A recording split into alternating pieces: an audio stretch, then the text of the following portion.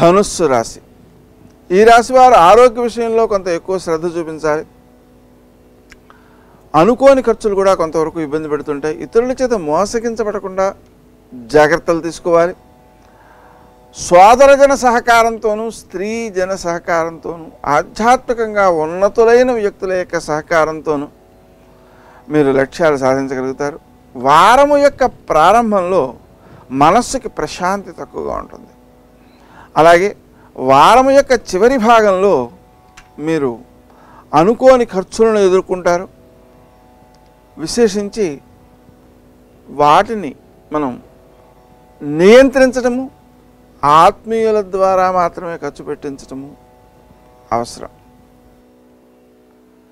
ఆరోగ్య విషయంలో కానీ అధిక వ్యయాల విషయంలో కానీ కొంత ఇబ్బంది ఎదుర్కొనే అవకాశం ఉంది.